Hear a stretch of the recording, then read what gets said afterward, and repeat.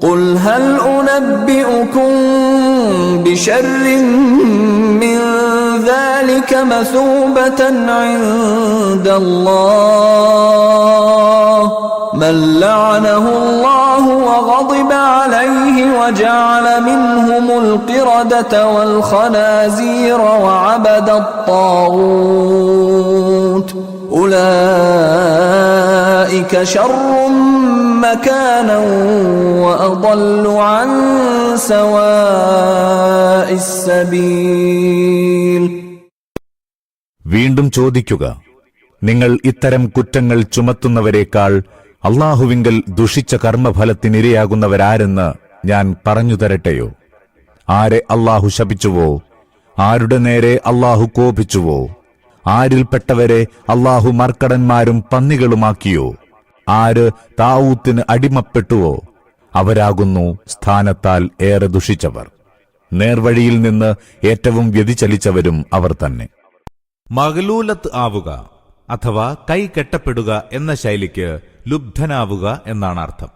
ഈ അർത്ഥത്തിലാണ് ജൂതന്മാർ ആ പ്രയോഗം സ്വീകരിച്ചിരുന്നത്. അവരുടെ ദൃഷ്ടിയിൽ അള്ളാഹു ലുബ്ധനാണെന്നർത്ഥം. ഇതിനൊരു കാരണമുണ്ട്. നൂറ്റാണ്ടുകളായി ദൈന്യതയിലും പരാധീനതയിലും കഴിഞ്ഞുകൂടുകയായിരുന്നു ജൂതന്മാർ.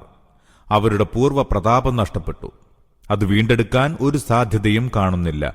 അതിനാൽ തങ്ങളുടെ അധപതനത്തിൽ രോഷപ്പെട്ട് ജൂത സമുദായത്തിലെ വിവരം കെട്ടവർ ജൽപ്പിച്ചിരുന്നു, ദൈവം ലുബ്ധനായിരിക്കുന്നു, അവന്റെ ഖജനാവ് അടച്ചുപൂട്ടപ്പെട്ടിരിക്കുന്നു, വിപത്തുകളും വിനാശങ്ങളുമല്ലാതെ മറ്റൊന്നും ഞങ്ങൾക്ക് തരാൻ അവന്റെ വശം ഇപ്പോൾ ഇല്ല.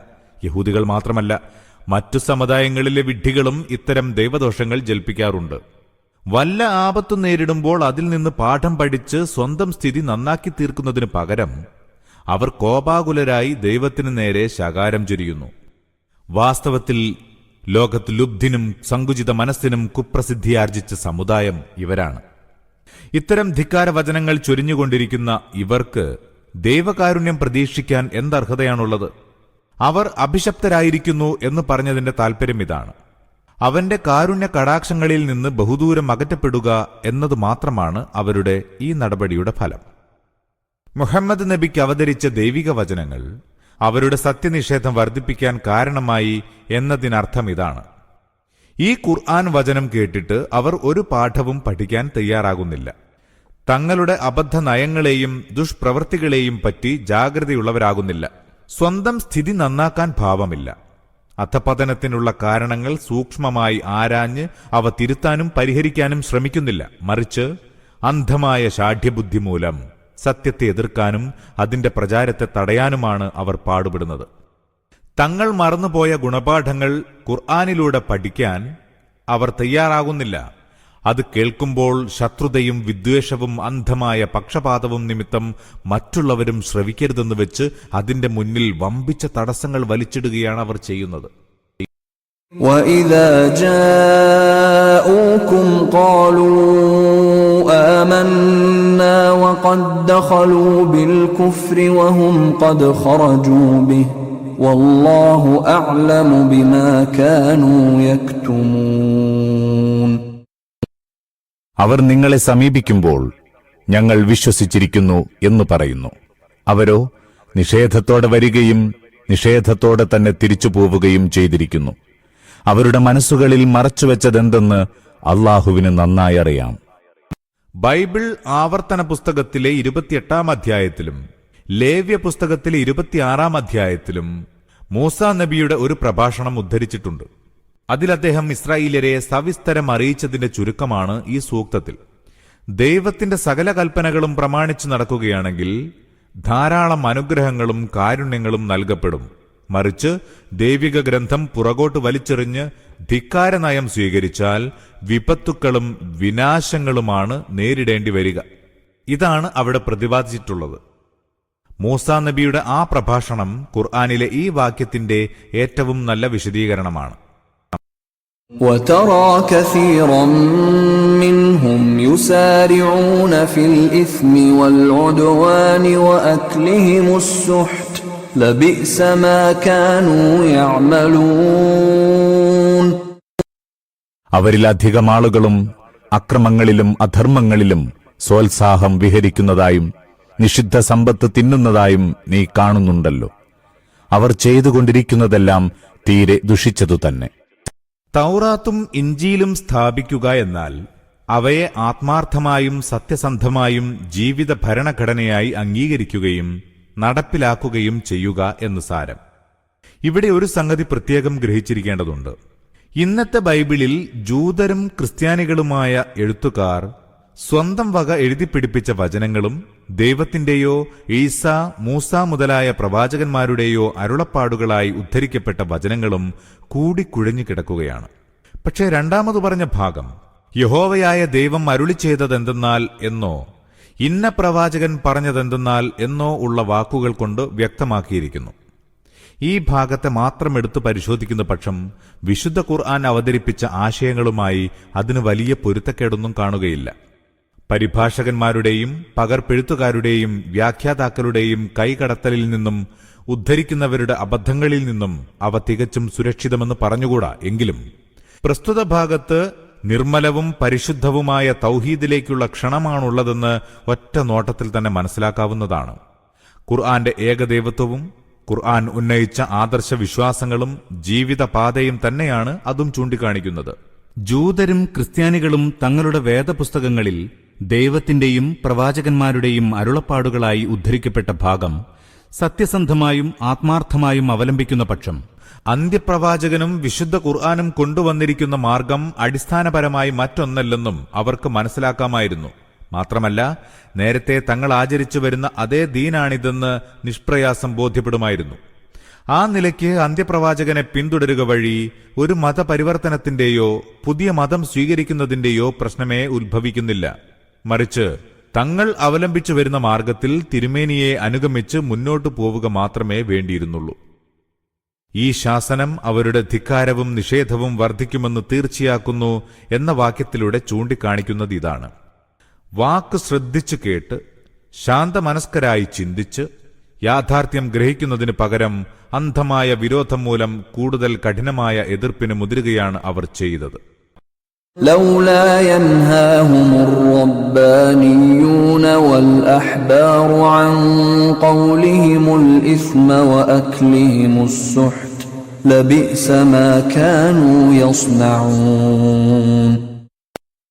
ആ സമുദായത്തിലെ പണ്ഡിതന്മാരും പുരോഹിതന്മാരും അവരുടെ കുറ്റകരമായ വർത്തമാനവും അവിഹിത ഭോജനവും തടയാത്തതെന്ത്?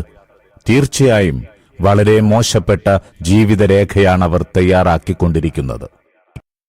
وقالت اليهود يد الله مغلولة غلت أيديهم ولعنوا بما قالوا بل يداه مبسوطتان ينفق كيف يشاء وليزيدن كثيرا منهم ما أنزل إليك من ربك طغيانا وكفرا وألقينا بينهم العداوة والبغضاء إلى يوم القيامة كلما أوقدوا نارا للحرب أطفأها الله ويسعون في الأرض فسادا والله لا يحب المفسدين.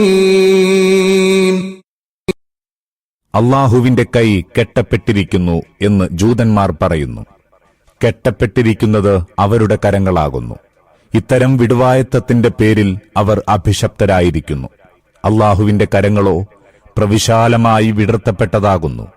അവൻ എപ്രകാരം ഇച്ഛിക്കുന്നുവോ അപ്രകാരം ചെലവഴിക്കുന്നു. നിന്റെ നാഥങ്കിൽ നിന്ന് നിനക്കവതരിച്ച വചനങ്ങൾ അവരിൽ അധിക പേരുടെയും ധിക്കാരവും സത്യനിഷേധവും വർദ്ധിക്കാൻ തന്നെയാണ് ഹേതുവായി തീർന്നിട്ടുള്ളത്. തത്ഫലമായി നാം അവർക്കിടയിൽ അന്ത്യനാൾ വരേക്കുള്ള ശത്രുതയും വിരോധവും ഉളവാക്കിയിരിക്കുന്നു. അവർ യുദ്ധാഗ്നി കത്തിക്കുമ്പോഴെല്ലാം അള്ളാഹു അത് ഊതിക്കെടുത്തുന്നു. ഭൂമിയിൽ നാശം പരത്താൻ ശ്രമിക്കുകയാണവർ. അള്ളാഹുവോ നാശമുണ്ടാക്കുന്നവരെ ഒട്ടും സ്നേഹിക്കുന്നില്ല തന്നെ. മഗ്ലൂലത്ത് ആവുക അഥവാ കൈ കെട്ടപ്പെടുക എന്ന ശൈലിക്ക് ലുബ്ധനാവുക എന്നാണ് അർത്ഥം. ഈ അർത്ഥത്തിലാണ് ജൂതന്മാർ ആ പ്രയോഗം സ്വീകരിച്ചിരുന്നത്. അവരുടെ ദൃഷ്ടിയിൽ അള്ളാഹു ലുബ്ധനാണെന്നർത്ഥം. ഇതിനൊരു കാരണമുണ്ട്. നൂറ്റാണ്ടുകളായി ദൈന്യതയിലും പരാധീനതയിലും കഴിഞ്ഞുകൂടുകയായിരുന്നു ജൂതന്മാർ. അവരുടെ പൂർവ്വ പ്രതാപം നഷ്ടപ്പെട്ടു. അത് വീണ്ടെടുക്കാൻ ഒരു സാധ്യതയും കാണുന്നില്ല. അതിനാൽ തങ്ങളുടെ അധപതനത്തിൽ രോഷപ്പെട്ട് ജൂത സമുദായത്തിലെ വിവരം കെട്ടവർ ജൽപ്പിച്ചിരുന്നു, ദൈവം ലുബ്ധനായിരിക്കുന്നു, അവന്റെ ഖജനാവ് അടച്ചു പൂട്ടപ്പെട്ടിരിക്കുന്നു, വിപത്തുകളും വിനാശങ്ങളുമല്ലാതെ മറ്റൊന്നും ഞങ്ങൾക്ക് തരാൻ അവന്റെ വശം ഇപ്പോൾ ഇല്ല. യഹൂദികൾ മാത്രമല്ല, മറ്റു സമുദായങ്ങളിലെ വിഡ്ഢികളും ഇത്തരം ദൈവദോഷങ്ങൾ ജൽപ്പിക്കാറുണ്ട്. വല്ല ആപത്തു നേരിടുമ്പോൾ അതിൽ നിന്ന് പാഠം പഠിച്ച് സ്വന്തം സ്ഥിതി നന്നാക്കി തീർക്കുന്നതിന് പകരം അവർ കോപാകുലരായി ദൈവത്തിനു നേരെ ശകാരം ചൊരിയുന്നു. വാസ്തവത്തിൽ ലോകത്ത് ലുബ്ധിനും സങ്കുചിത മനസ്സിനും കുപ്രസിദ്ധിയാർജിച്ച സമുദായം ഇവരാണ്. ഇത്തരം ധിക്കാരവചനങ്ങൾ ചൊരിഞ്ഞുകൊണ്ടിരിക്കുന്ന ഇവർക്ക് ദൈവകാരുണ്യം പ്രതീക്ഷിക്കാൻ എന്തർഹതയാണുള്ളത്? അവർ അഭിശപ്തരായിരിക്കുന്നു എന്ന് പറഞ്ഞതിന്റെ താൽപര്യം ഇതാണ്. അവന്റെ കാരുണ്യ കടാക്ഷങ്ങളിൽ നിന്ന് ബഹുദൂരം അകറ്റപ്പെടുക എന്നത് മാത്രമാണ് അവരുടെ ഈ നടപടിയുടെ ഫലം. മുഹമ്മദ് നബിക്ക് അവതരിച്ച ദൈവിക വചനങ്ങൾ അവരുടെ സത്യനിഷേധം വർദ്ധിപ്പിക്കാൻ കാരണമായി എന്നതിനർത്ഥം ഇതാണ്. ഈ ഖുർആൻ വചനം കേട്ടിട്ട് അവർ ഒരു പാഠവും പഠിക്കാൻ തയ്യാറാകുന്നില്ല. തങ്ങളുടെ അബദ്ധ നയങ്ങളെയും ദുഷ്പ്രവൃത്തികളെയും പറ്റി ജാഗ്രതയുള്ളവരാകുന്നില്ല.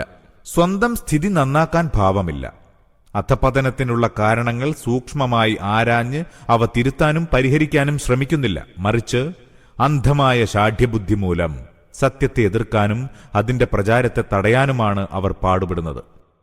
തങ്ങൾ മറന്നുപോയ ഗുണപാഠങ്ങൾ ഖുർആനിലൂടെ പഠിക്കാൻ അവർ തയ്യാറാകുന്നില്ല. അത് കേൾക്കുമ്പോൾ ശത്രുതയും വിദ്വേഷവും അന്ധമായ പക്ഷപാതവും നിമിത്തം മറ്റുള്ളവരും ശ്രവിക്കരുതെന്ന് വെച്ച് അതിന്റെ മുന്നിൽ വമ്പിച്ച തടസ്സങ്ങൾ വലിച്ചിടുകയാണ് അവർ ചെയ്യുന്നത്.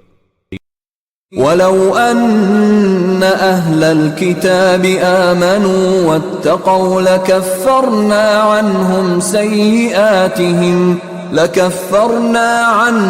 سيئاتهم ولأدخلناهم جنات النعيم. ഈ ധിക്കാരത്തിനു പകരം വേദക്കാർ വിശ്വാസം കൈക്കൊള്ളുകയും ദൈവഭക്തരാവുകയും ചെയ്തിരുന്നുവെങ്കിൽ തീർച്ചയായും നാം അവരുടെ തിന്മകൾ പൊറുത്തുകൊടുക്കുകയും അനുഗ്രഹീതമായ ഉദ്യാനങ്ങളിൽ പ്രവേശനമരുളുകയും ചെയ്യുമായിരുന്നു. ബൈബിൾ ആവർത്തന പുസ്തകത്തിലെ 28-ാം അധ്യായത്തിലും ലേവ്യ പുസ്തകത്തിലെ 26-ാം അധ്യായത്തിലും മൂസാ നബിയുടെ ഒരു പ്രഭാഷണം ഉദ്ധരിച്ചിട്ടുണ്ട്. അതിൽ അദ്ദേഹം ഇസ്രായേല്യരെ സവിസ്തരം അറിയിച്ചതിന്റെ ചുരുക്കമാണ് ഈ സൂക്തത്തിൽ. ദൈവത്തിന്റെ സകല കൽപ്പനകളും പ്രമാണിച്ചു നടക്കുകയാണെങ്കിൽ ധാരാളം അനുഗ്രഹങ്ങളും കാരുണ്യങ്ങളും നൽകപ്പെടും. മറിച്ച് ദൈവിക ഗ്രന്ഥം പുറകോട്ട് വലിച്ചെറിഞ്ഞ് ധിക്കാരനയം സ്വീകരിച്ചാൽ വിപത്തുക്കളും വിനാശങ്ങളുമാണ് നേരിടേണ്ടി വരിക. ഇതാണ് അവിടെ പ്രതിപാദിച്ചിട്ടുള്ളത്. മൂസാ നബിയുടെ ആ പ്രഭാഷണം ഖുർആനിലെ ഈ വാക്യത്തിന്റെ ഏറ്റവും നല്ല വിശദീകരണമാണ്. قُلْ هَلْ أُنَبِّئُكُم بِشَرٍّ